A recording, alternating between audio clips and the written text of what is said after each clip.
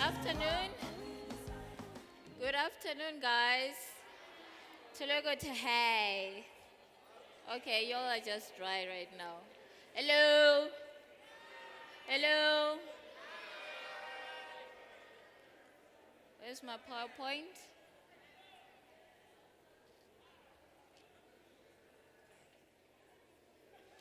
Can I get my PowerPoint, please?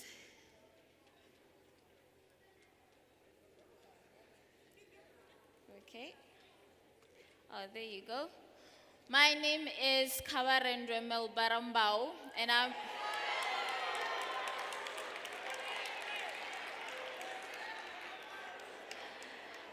Venda, all the way from Limpopo.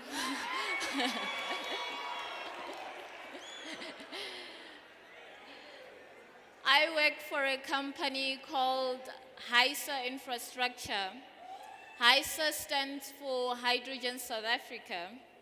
What we deal with hydrogen economy. So I have a question. My PowerPoint presentation is posing a question to you guys, those who are doing science. Is hydrogen the next fuel to meet the future energy demands? You know, there's a saying in Native America that we do not inherit the earth, but we borrow it from our children. So when you borrow something from someone, it is your obligation in order for you to take care of it. Make sure that when you return it to another person, it's still in good condition. The same is with planet Earth. It is our obligation that we should take care of planet Earth, make sure that the future generation receives it still in good condition, preserve the environment, and have a sustainable future. How many of you know about fossil fuels? You know about fossil fuels, you know about coal, you know about oil, you know about natural gas. So South Africa and most of the world depends on fossil fuels in order to generate energy. And as you know, there's an increase in population throughout the world. There's also increase in energy consumption. When you look at the diagram here, you can see that most of the renewable resources that are used in order to generate energy are oil, coal, and natural gas. So the problem with using these fossil fuels is that for you to generate energy, you need to combust them. And when you combust them, you release carbon dioxide, you release toxic gases, and greenhouse gases. You all know what greenhouse gases are, right? Yeah, so when you release greenhouse gases, the problem is it will trap heat from the surface of the earth, and then we'll end up having temperature changes throughout the world. Hence, we're having global warming, we're having climate change. And we have another problem of using this fossil fuels is that at some point, they're gonna be depleted. They're gonna be all used up. So after when they're all used up, what are we gonna use to generate electricity? What are we gonna use to generate energy? How are we gonna power our cars?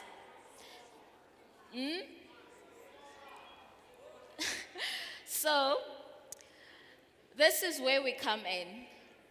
There's been a modern civilization revolution that has occurred for various years. We started with the Industrial Revolution. This was a transition from using hands to machines by using wood in order to do production. And then the Electricity Revolution, where we used coal in order to generate electricity. And then the Automobile Revolution, where we started using cars in order to transport ourselves from one place to another using oil. All of this is fossil fuels, and then you're generating greenhouse gases. So it's actually not good for the environment. We are now living in an era known as the energy revolution. Scientists call it the energy revolution, where we get our energy from wind and solar. Now I have a question. Does hydrogen also fit in this energy revolution?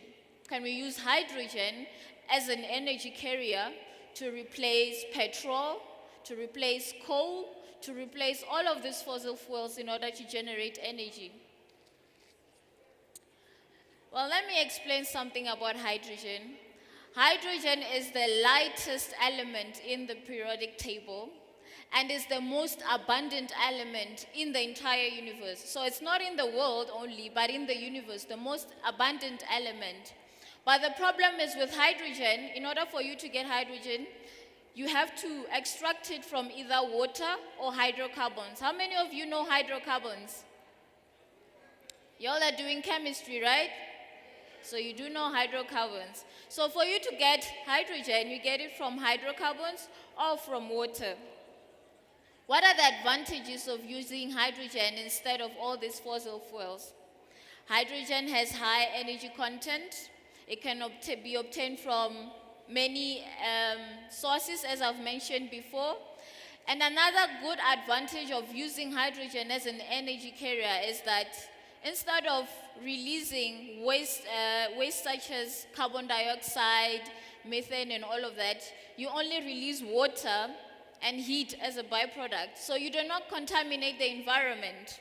So it's actually a good gas or an energy carrier that could help reduce this global warming problem. Most of hydrogen in the entire world is produced from natural gas, and then the other ones from oil, and then other ones from coal. So they are produced from fossil fuels. So you will say to me, well, you're using fossil fuels to produce hydrogen. What's the point? You're still contaminating the earth. Well, that's true. For example, if you're using steam reformation, where you use methane and you react it with steam at high temperatures, you can get your hydrogen, but then you still get your carbon dioxide. You're releasing a greenhouse gas. You're still contaminating the environment. So scientists came up with an idea in order to generate hydrogen in a much greener way. Hydrogen in a way where the environment won't be polluted by biological production. There are certain algae in the environment where if you deprive them of sulfur and copper, they end up producing hydrogen instead of oxygen. But the problem of using this way is that when you use these algae in order to produce hydrogen, the hydrogen content is really small. So it's very low. So our scientists said, okay, fine, let's try another approach. Let's see what we can do. Let's see if we can actually produce hydrogen by another means. Electrolysis of water. So they use a system called an electrolyzer. So what happens is you pump in water into the system and you pass through electricity in the system, and then you split water into hydrogen and oxygen. You guys do know what elements are contained in water, right? So it's hydrogen and what? So you split the water into hydrogen and oxygen. So oxygen is then released into the atmosphere. It's not contaminating the atmosphere. And then you get your hydrogen.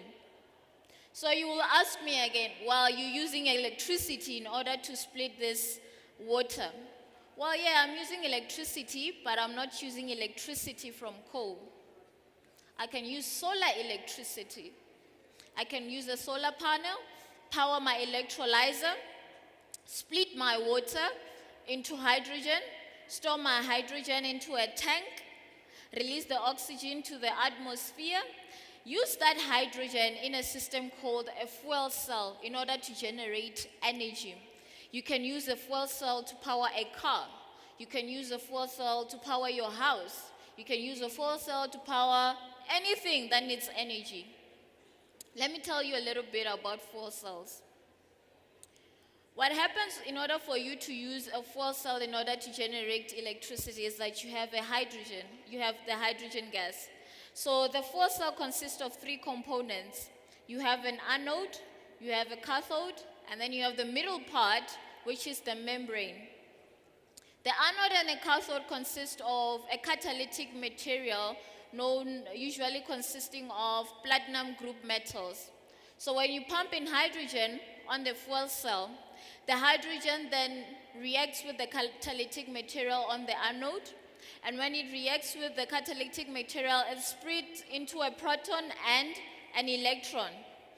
The proton then drives through towards the membrane, and then there's flow of electrons on an external circuit. What happens when electrons starts to flow? Do you guys do physics? Are there physicists in here? What happens when electrons starts to flow? When electrons starts to flow, what happens? You generate electricity. So you can use your fuel cell in order to generate electricity.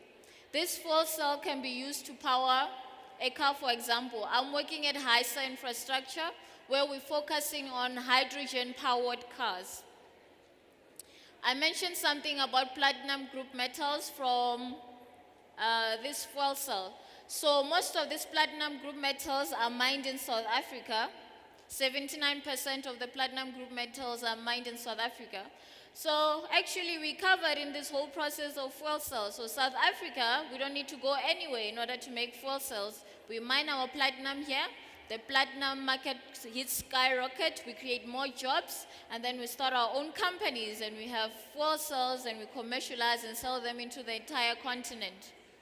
We also mentioned about powering the solar cell, using a solar panel in order to generate electricity for water splitting. We have enough solar radiation in South Africa. So it's actually possible to do that. So you create a green economy, generate electricity using solar and using hydrogen, and you can power your car using hydrogen. A hydrogen-powered car is actually much safer than a petrol-powered car. Look at this. This on your left, there's a picture of a hydrogen-powered car. It's burning, and over there, it's a petrol-powered car. So you have after 3 seconds of ignition, so it's burning, you have your gas that's burning up very high, and then you have the petrol, it's still burning. But then 60 seconds after ignition, the flame is dying down from the hydrogen-powered car. Whereas on the petrol-powered car, you have the fire is dispersing throughout and is burning tremendously. This is because hydrogen is much lighter, is a gas. So when it's burning, it gets released into the atmosphere. So if I were you, I would actually consider getting a hydrogen-powered car rather than a petrol-powered car.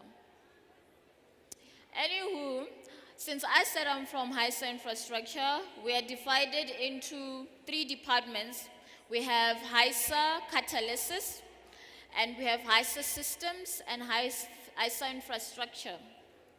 In HySA infrastructure, we focus on using solar power in order to produce hydrogen, to store hydrogen, and to use fuel cells and electrolyzers. And then we also have HySA systems. HySA system actually has a hydrogen fueling station in Impala mine, where they have a forklift. You know what a forklift is, right? It's powered by a fuel cell. So this forklift doesn't use diesel, it uses a fuel cell powered by hydrogen. And then you also have HySA catalysis that works on synthesizing catalysts that are used on specific fuel cell technologies. Now, are there any hydrogen demonstration projects in the world? There are in North America, in Asia, and in Europe, but there isn't any in Africa. That's why I'm here. I'm trying to encourage all of you guys who are doing science in order for you guys to focus on studying physics, chemistry, engineering, so that we can introduce this new technology in Africa to create a sustainable future for the entire continent. There are other fueling stations in Iceland. We have other fueling stations in Sweden, and then USA and Vancouver, Canada. So you can use a fuel cell for anything. For a power bank, you can use it for a laptop, you can use it to power small aircrafts, hybrid cars, portable power stations for armies.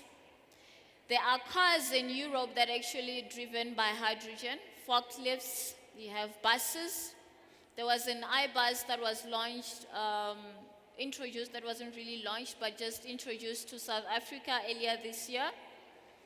You can power a house. There's a house that can be fully powered using a fuel cell, no electricity from coal combustion or any non-renewable resources.